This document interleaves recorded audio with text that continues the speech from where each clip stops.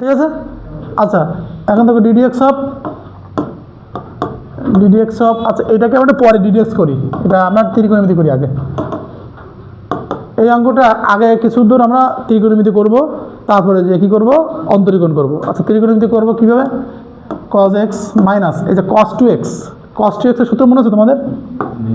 cos 2x এর সূত্র ছিল কি, cos 2x সূত্র ছিল cos স্কয়ারে মাইনাস কি ছিল sin স্কয়ারে, না কি মনে নাই?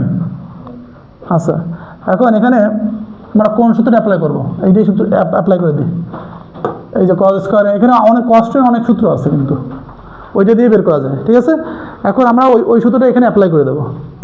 সূত্রটা অ্যাপ্লাই করলে কি আসবে, cos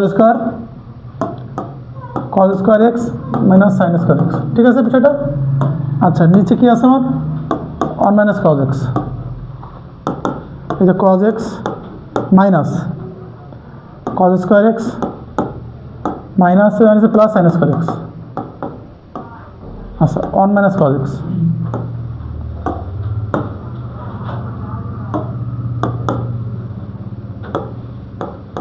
x minus cos square x sin square x কি লেখা যায় বলতে পারো? 1 মাইনাস cos স্কয়ার x লেখা যায় না? আচ্ছা নিচে কি আছে আমার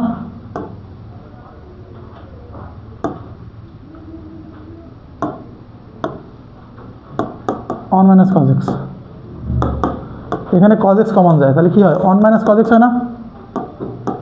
আর এখানে a স্কয়ার মানে b স্কয়ার সূত্রে লেখা যায় 1 plus cos x into 1 minus cos x, এই লেখাটা লেখা যায় না?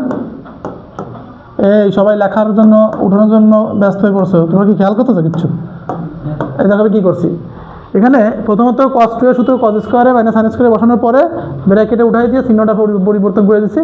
তারপরে হলো ওখানে কি আসছে, এই যে cos স্কয়ার x রয়ে গেছে, এই sin স্কয়ার x লেখা যায় কি 1 মাইনাস cos স্কয়ার x লেখা যায় না? 1 minus sin cos square x লেখা যায় কি a square minus b square, যে সূত্রটা আছে a plus b into a minus b, আর এখানে cos x কমন গেলে 1 মাইনাস cos x। এখন দেখো এই যে 1 মাইনাস cos x দুটো আছে কমন নাও, তাহলে থাকলো কি এখানে cos x plus 1 plus cos x, আর নিচে আছে তোমার 1 minus cos x।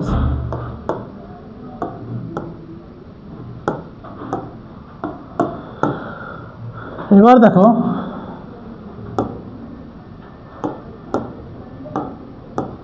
sin x, কারণ cos এর করলে কি আসবে মাইনাস sin x, এই তো, তাহলে অ্যান্সার কি -2 sin x, এইটাই হচ্ছে আমাদের অ্যান্সার। বোঝা গেছে বিষয়টা?